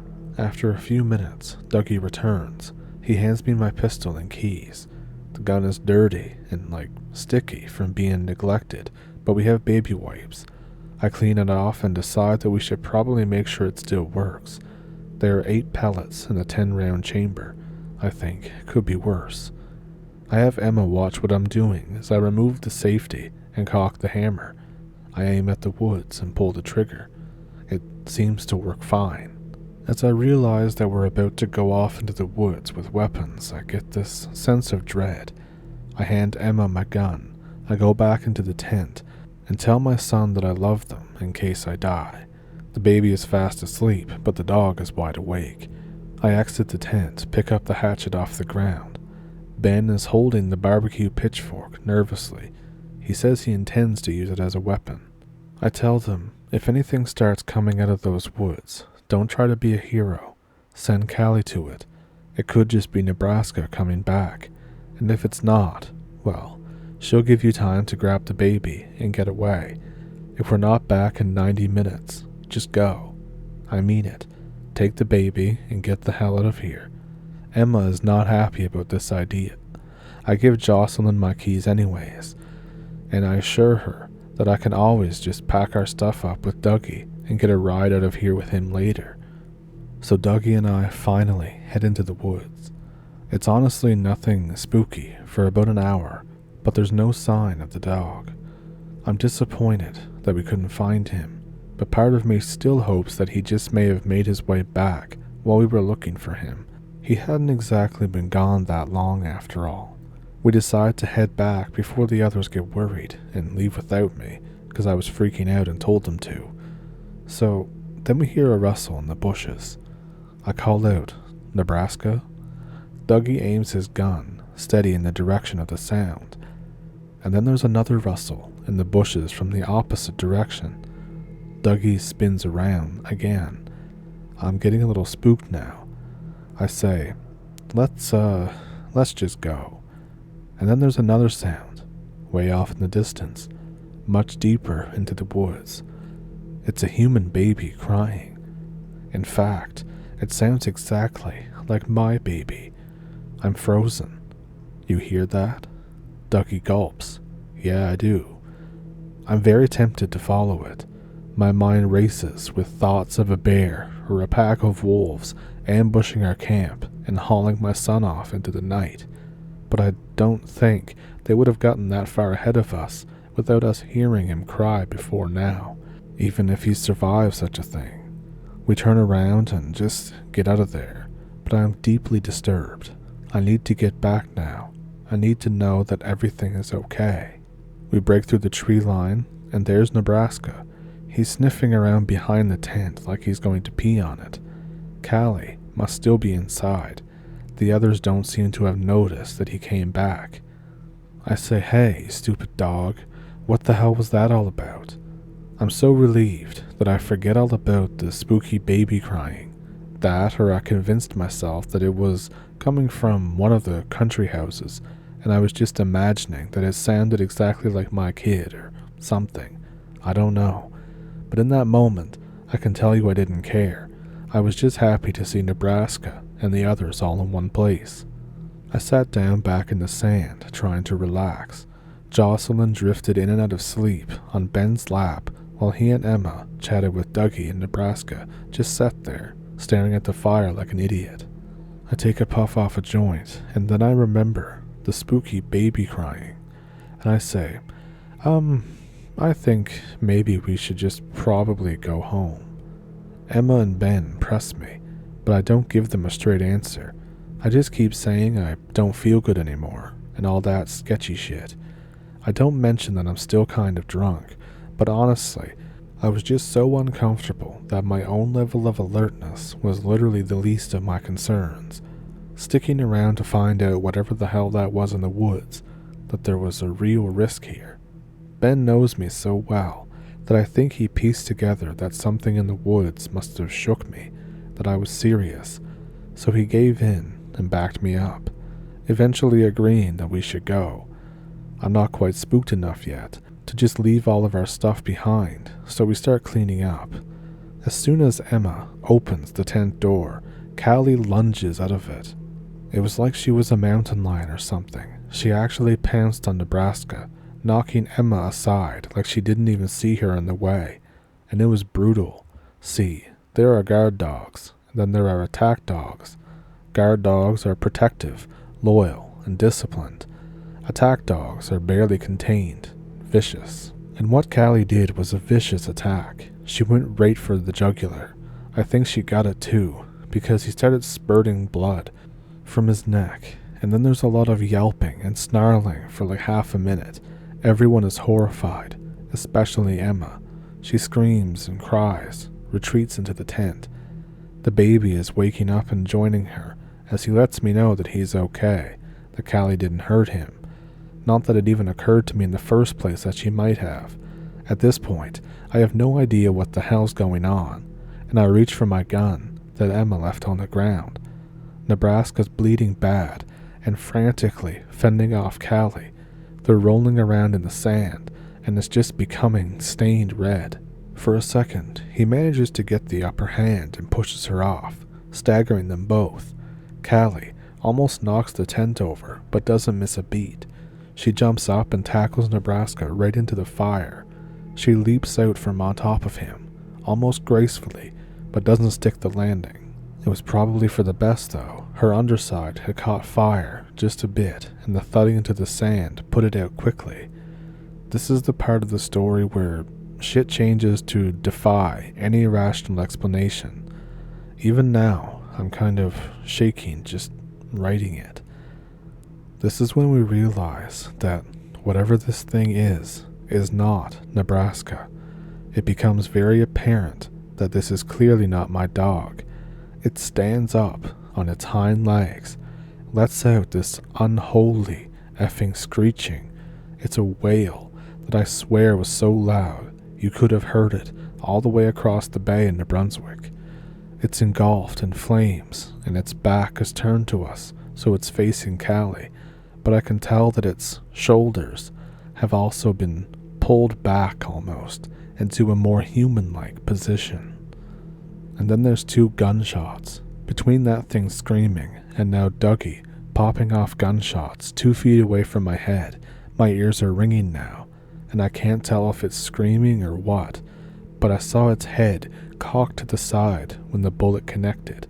I don't know how many more shots he fired, but I closed my eyes and emptied my clip as well, save 1 pellet, into that thing, and when I opened my eyes, it was running back into the woods on its hind legs, still very much on fire. We were all expecting the foliage to start going up in flames as well, but the light quickly disappeared into the darkness. I see all the commotion woke up Dougie's buddies, and they're running toward us. "You should get out of here. We won't be far behind," he said as he jogged over to meet them. I tell everyone to grab whatever they can fit in their hands. We can always get another cooler and a tent, but we're going to get the entire F out of here right now. I say this loudly, partly because I'm trying to take charge, and mostly because I'm half deafened. We made our way up the path to the car, and there's Nebraska again. Emma had regained her composure by now, because she never actually saw the worst of it, but I could tell this upset her, that she was trying very hard not to break down again. He's crying and desperately scratching at the door, like I have been teasing him with, "You want to go for a car ride?" for an hour or more, and he just couldn't take the anticipation anymore. I dropped my shit and pulled out my gun. There's only 1 pellet left, and after what I just saw, I'm 100% ready to decapitate my dog the second he looks at me funny. But the thing is, he doesn't. I call his name and he looks at me. I don't want to say that everything felt right, because so much was already incomprehensibly wrong, but when he looked at me, he didn't look at me wrong. He looked at me with those big, dumb, beady pit bull eyes, and I knew that this time it was actually my dog. And right on cue, as if to confirm it, Callie walked up to him and licked behind his ear, like she always does after she's hurt him and he doesn't want to play anymore. Upon closer inspection, he has a gnarly scar over his eye, and his entire right side is just scratched and ripped to shreds. I think, well, it's nothing that stitches and antibiotics won't fix, but it looks like he was hurt really badly. Still, he doesn't seem overly bothered by it, just happy to see us and eager to get into the car. And I think, oh, me too, buddy. I let the dogs in the back, I strap the baby in, and we peel out of there, breathing a collective sigh of relief. And then, in the rearview mirror, some large creature is trailing us. It's running like an upright gorilla, with its hands still on the ground, as if it's pacing itself to keep a certain distance. All that dread comes back, and then it's just gone. But that doesn't make me feel any better at all, because all the trees around us are shaking violently, sometimes even slightly ahead of us, but sticking to either side of the road, like it was actually leaping over the car from tree to tree without ever actually appearing in sight.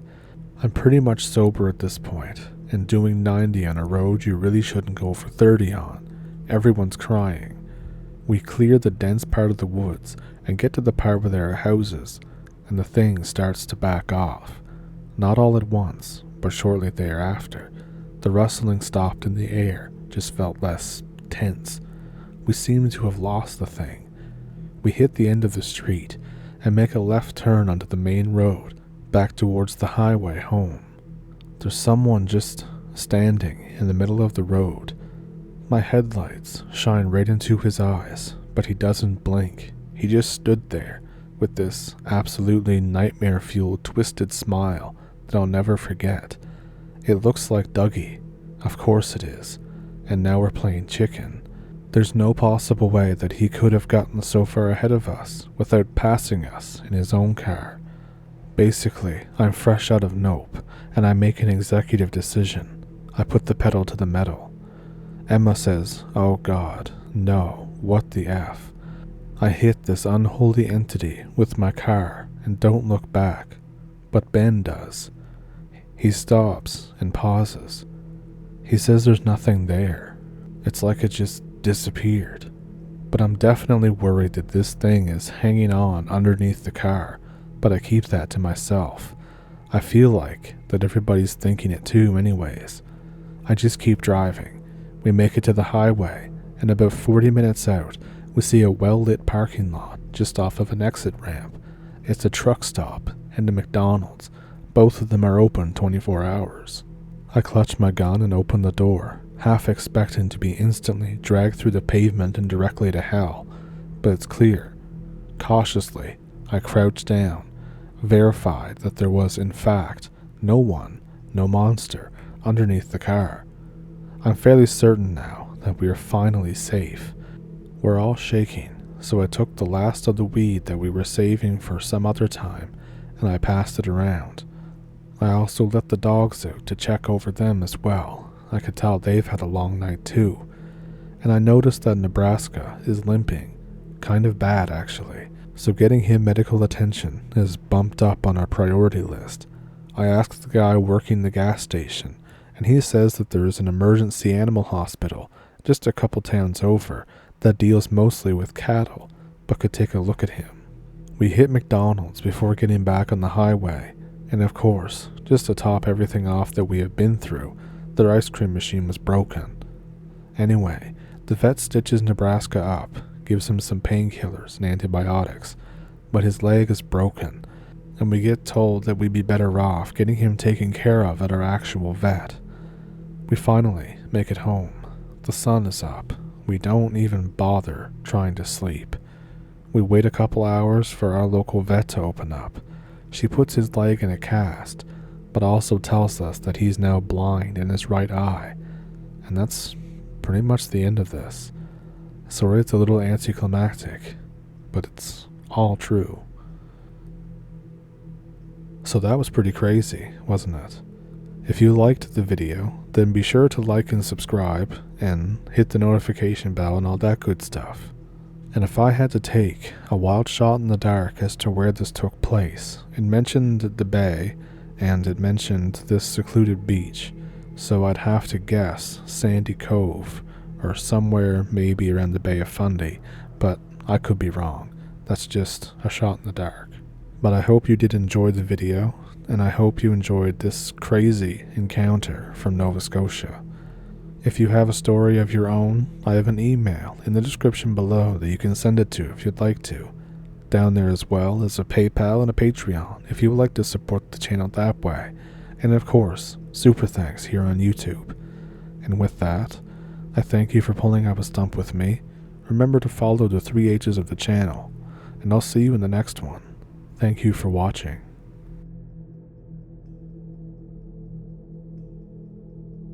So this didn't happen to me, but it happened to one of my relatives, and it all happened in the Northwest Territories in Canada in sometime in the early 2000s, I think 2002.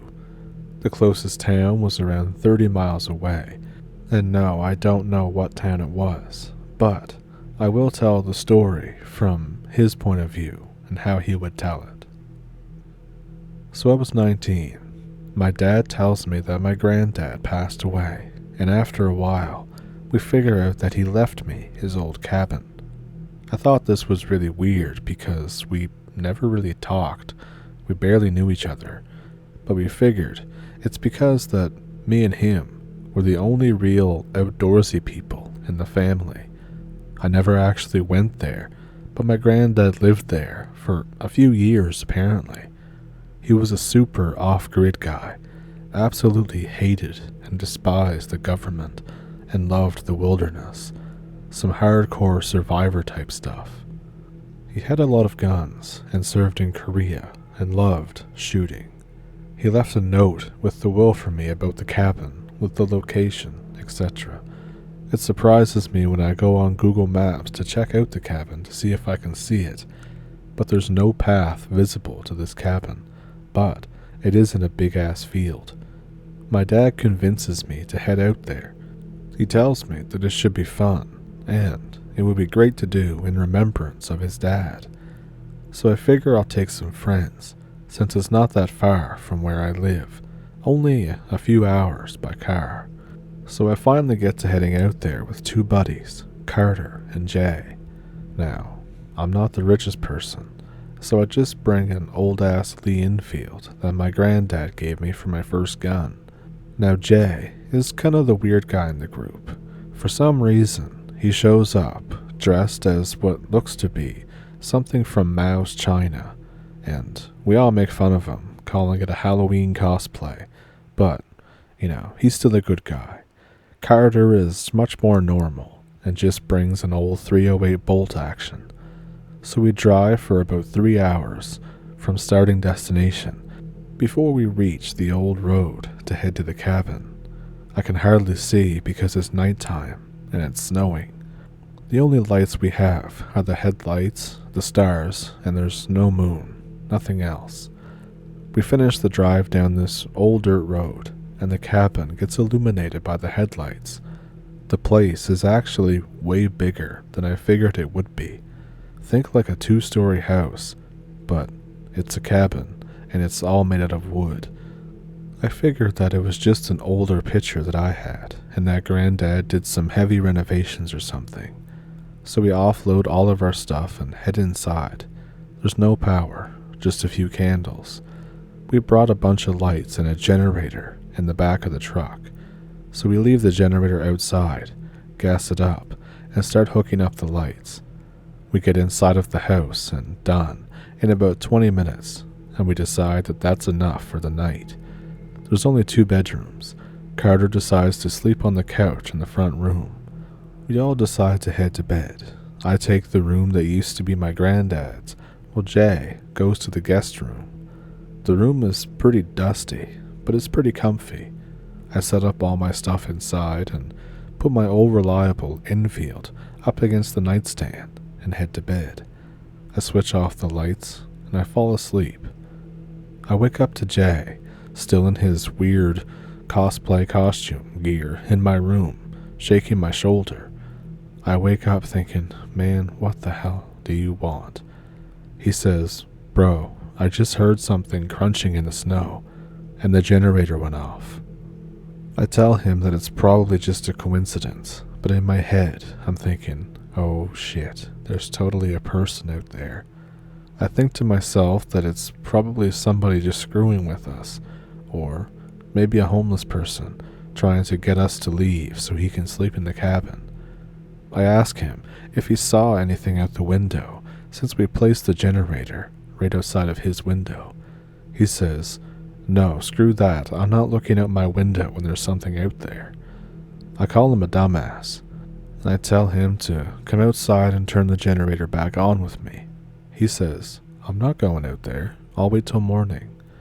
I call him a pussy and say that I'll get Carter. I grab my rifle and my flashlight and head down to the living room to get Carter. Jay follows, since his room is also downstairs. On my way down the stairs, I can swear that I hear something outside, crunching in the snow. I stop going down. I turn my flashlight off and sit still. Jay does the same. It's dead quiet, completely quiet. No wind or buzzing, nothing. I'm starting to get freaked out. I sit there for another 3 or 4 minutes in the silence before I swear that I hear a hoop outside. Not right outside, but way off in the distance. Jay whispers, "Did you hear that too?" I'm shitting my pants, but I respond, Yeah, I did." I hear something start moving downstairs, and I nearly have a heart attack. I turn my light back on while raising my rifle. Carter's standing there, aiming his rifle out the window. He looks up at me and does the neck cut thing to say, "Stop what you're doing." I turn off my light. My eyes are beginning to adjust to see shapes. I can see Carter staring down his rifle's sights at the window. A few minutes or so go by before I can see him lower his gun. I turn my light back on. He says, "There's someone out there, man." I say, "What did you just say?" He says I couldn't sleep, so I've been watching movies when the generator turned off. I seen someone go by the window. I say, "Someone?" He says, "Yeah, they were on 2 feet, I'm pretty sure. It looked in, and its eyes were at the top of the window." He didn't realize this at the time, but the window was higher off the ground due to the foundation, so whatever it was would have to be 8 to 9 feet to be at the top of the window. I say, "Alright, so are we turning the generator back on, or are we just going to go back to bed?" And I try to explain that if there's someone out there, we should probably tell them to F off or something. All of us keep making up excuses not to go out. I think, fine, I'll do it myself. They try to tell me not to go out and that they're serious. All of us are freaked out. I ignore them and I head for the door. I go to open it. Suddenly, I'm terrified. I literally can't move. I do my best to break through whatever trance I'm in, and I bust that door open. I scan with the rifle and light for about a second before I see something moving in the woods.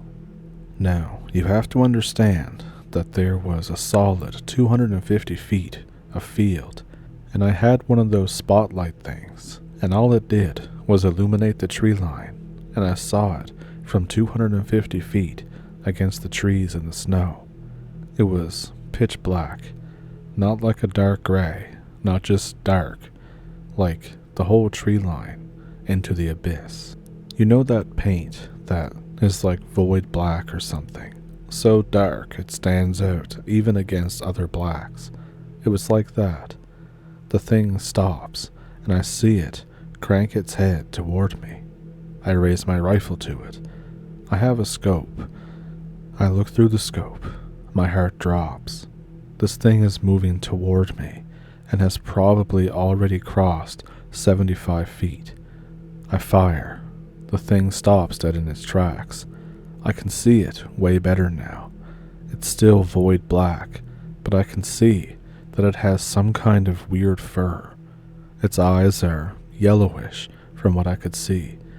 It looks like if Bigfoot got starved out in a Siberian gulag. It's literally ape-like, but it's super skinny, and it's like 8 feet tall. The thing looks back at me, and doesn't let out a yell. It's like a shriek, just piercing. I can feel my ears ring. My entire body freezes. This thing starts running toward me. It's on all fours, and I'm trying to pull the bolt back, and I, for some reason, can't do it. And then, the next part that happened, looking back, is kind of funny, but in the moment, it was terrifying. Jay comes flying out the door with his weird uniform still on and produces a Glock from his waist. He puts easily 10 shots down range. I can see this thing trip in the snow and roll. Carter is firing from the window with the rifle. I scramble my ass back through the door. The thing shrieks again and retreats back into the forest. I yell out, "Holy effing shit, dude." Jay is checking me over since apparently I gashed my arm getting through the door. Carter is staring out the window, glaring into the woods. Jay bandages my arm, and we all sit in collective silence for 15 minutes. I decide to block all the windows with random stuff and barricade the door. We move dressers and anything else big enough to block the windows and moving the couch in front of the door. We all sit in the front room behind a flip table. About an hour passes. We hear something come up to the window beside us. We hear a move to the front door, and then it lets out this ungodly howl that scares the hell out of all of us. Then things go quiet for about 3 minutes, and then the sound of crumpling snow. We hear 2 to 3 more things go to the door, and a grunt, and then the thing starts pounding on the door. Jay stands up and fires 3 shots through the door, and that screech comes again. We all collectively decide to move upstairs to the top of the stairs. We set up there. After about 30 minutes of banging, the door stops. There's more screeching, and there's screeching off into the woods. All night long, these things circle the cabin, screeching. It's just endless. The sun starts coming up. The screeching fades into the woods, and then there's complete silence for 2 hours. I end up essentially passing out from exhaustion. Carter follows immediately after. Jay stays up. He had a whole bunch of caffeine in his system. He was making instant coffee with our hot plate. 3 hours later, we wake up. I'm not sure if what happened was a dream or not. I sit in bed for like 5 minutes. Jay knocks on the door and comes in. We talk for a while about what happened. Carter enters. He tells us that we need to get the hell out of here and get to the truck. Jay says something along the lines of, "Hey, this is supposed to be our property. We need to kill these things." I agree with Jay. Carter looks at us like we're bone dead stupid. He says these things are going to kill us if we don't leave. I remind him that we're armed. He says, "Great, give me a minute." And then he comes back a few minutes later with an HK-41. We say, "You had that and didn't use it?" He said my bag was on the couch and I really didn't want to go near the door. We decide that with our newfound firepower, we should go outside to set up some lights and maybe a trap. We set up the lights with no incident. Jay pulls out 3 bear traps, and I think, "Where did you get those?" He looks at me and says that he took them from his dad in case we went hunting. I say, "Why would we go bear hunting with no dogs or anything? This is beyond me," and he just kind of smiles. We set them up around the porch, and we decide to stay on the porch and try to get rid of these things. So we're all set up and decide to shoot some rounds into the woods. We fire 3 shots. We hear the screech from the area that I was shooting. Those things were watching us. After a few minutes of nothing happening, suddenly 4 to 5 of them start storming toward us. We open up like they're a landing craft, and this is World War II. I hit one in the chest, and it tumbles. Jay opens up with his Glock at another one that turns and runs back to where it came from. Carter shoots 2 more. One steps in a trap and pulls it 10 to 15 feet in one stride as it falls to the ground and gets lit up by me and Carter. We feel that so far this mission has been a success. I sweep the tree line with the scope. It looks clear. We approach the corpse of one of these things. Now for this, I rely on Jay and Carter's accounts of the story, as I'm nose blind and my smeller don't work. They say that the thing smells like shit. They described it as the smell of our spent ammo mixed with shit, or farts. One of them that had dropped suddenly starts twitching on the ground. We have to shoot it a few more times before the shaking stops. We debate on heading home. It's probably 5 to 6 o'clock. The sun's pretty much down. We decide to spend one more night and then go at dawn. We bunker up in the front room and we sleep in shifts. After mine, I pretty much pass out immediately, and I end up sleeping through the night. I wake up in the morning. We all pack our stuff. We leave some stuff and move some of the dressers back and leave others. We exit the door. All the bodies are gone. All 5. Just gone. The tracks from them running up to us are still there, but whatever came and got them didn't leave any. We decide to run to the truck since it's only like 50 feet from the house. All the windows are smashed. The taillights are just gone. The whole truck is dented all to shit and one tire is flat. We think, we have to go. This is it. Carter swears but hops in and turns the truck on and puts it in drive anyways. We're driving faster than we should be on a flat tire, and we're heading through the forest. I look in my mirror, and I shit you not, there's a bunch of them running after the truck. I end up having to take the wheel while Carter and Jay are firing downrange. Some of them dropped, but I don't think they were dead. We're swerving down this shitty gravel road.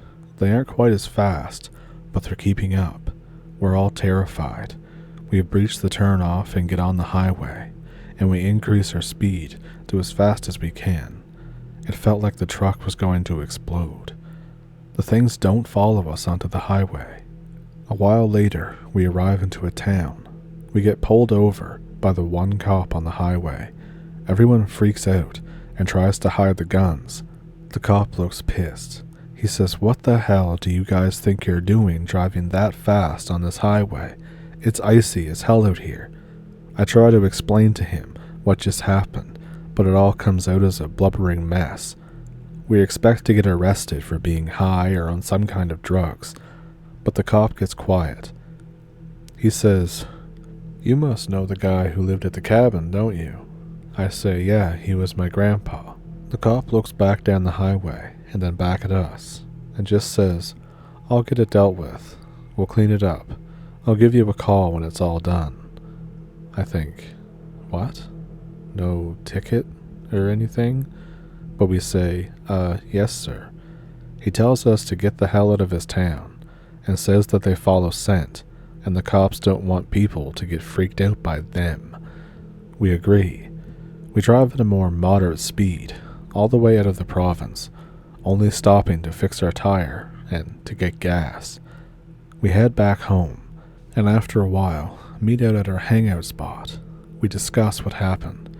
We retell the story from all of our points of view about 12 or 15 times. We agree to not tell many people. We split up. We head home. I open the door, announcing that I'm back. I hear my dad. He says, "I got a phone call," and he starts getting very emotional. He just said, "I'm so sorry. I didn't tell you about them. I thought that they had left that area years ago. They're migratory." I try and get him to tell me what they were, but he doesn't tell me, or maybe he doesn't know. He tells me that the government will deal with it. This is literally the first time that I have ever heard him say anything positive about the government, ever. I got the call from that same cop a few weeks later. He told me that the cabin had to be replaced. I say, replaced? He tells me that they have to replace the entire cabin every few years to prevent these things from returning to the same area. He tells me that it's in the same place, but it's different now. It's only one floor, and it's pretty long. He explains that my granddad used to help deal with these things. Basically, he would keep them away from people.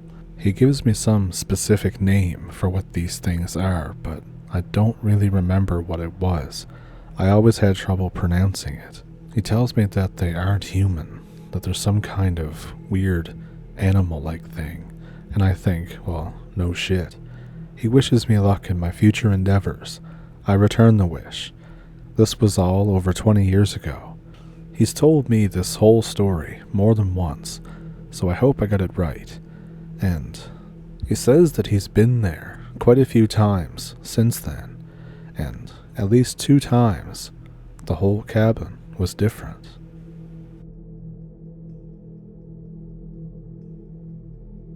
This was also sent in to me by Anonymous, so once again, I hope I can do your story justice. I would like to remain anonymous.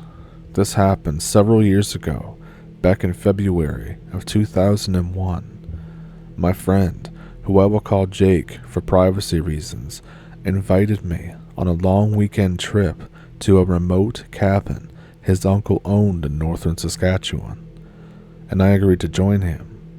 So we drove the long 6 hours from my house to get there. Let me give you a brief layout of the grounds before we continue. It was a small, single-story ranch-style cabin with a kitchen, 1 bedroom, 1 bathroom, and a living room. There was no electricity or running water, and it was surrounded by forest on all sides. The only way in or out was down a long, unpaved driveway. We arrived at the cabin around dusk. The next day, Jake and I walked around the forest to search for some firewood. After about an hour into the walk, Jake spotted an abandoned house in the distance. It was nestled among a group of trees. This was rather strange, as we were in the middle of nowhere in northern Saskatchewan, and civilization was miles away. Jake wanted to check the house out of curiosity, and although I was hesitant to go inside, I reluctantly accompanied him. We entered through a boarded-up window. Once inside, we were greeted by a musty smell. As we were roaming around, I noticed a door that headed into the basement. Curiosity got the better of me, and against my better judgment, I opened the door, and I slowly made my way down the steps. Once I reached the bottom, I froze. There were dimly lit candles in a circular pattern, as if somebody was performing some kind of satanic ritual. I pointed our flashlight across the basement to see if somebody was hiding, but there was no one there. After doing some exploring, I discovered that there was an empty alcove behind the stairs. As I made my way back to the steps, I saw something at the corner of my eye. Under the stairs, which had been cleared just moments before, there was a black figure staring directly at me. It looked to be at least 8 feet tall. Once I saw its eyes, I knew that I was in the presence of something inhuman. A pair of glowing red eyes stared back at me, full of hatred and malice. I then heard a low, repulsive growling. Without hesitation, I bolted up the stairs. Jake was still exploring the empty dining room and heard me come up the stairs. We need to get the hell out of here now. We left through the same way we entered. Our story does not end there. When we finally returned to the cabin, I told Jake everything about what I saw, and to my surprise, he believed me. I didn't see anything myself, but the moment we entered that place, I felt like something evil lived there. I was feeling a bit creeped out myself before you came running up from the basement. We decided to put the whole thing behind us and get some rest. I suddenly woke up to check the time on my watch. It was 2:17 a.m. Things were dark and quiet, but I felt that something was amiss. After a while, I heard subtle footsteps outside the bedroom door. This was also when Jake woke up as well. He woke up like, what's going on? I told him to be quiet and listen. The footsteps became louder. I got up from my bed and made my way over to the bedroom door. I then cracked it to see what was outside. Chills were sent through my body. There was an intruder in the cabin in the far corner of the living room, but it was not human. It was that same creature that I saw in the basement of the abandoned house. The moonlight did not provide an adequate illumination, but I saw the disturbing form twist its head until its eyes were looking back at the bedroom door, or should I say, me. I slammed the door shut, locking it. In a panic, we both fled the cabin through the bedroom window, leaving all of our belongings behind. We ran towards Jake's truck. We both heard a very loud, ear-piercing scream. Jake frantically started the truck and floored it out of there. We remained silent the whole way home, not saying a word about what we saw. It's been nearly 20 years since this event. Jake and I are still friends to this day, but we've never returned to his uncle's cabin. I don't know if what we saw that night was some kind of paranormal entity or an unknown creature living in the woods, but I don't plan nor care to find out. So thank you to Anonymous for sending both of these in, and once again, I hope I could do your story justice.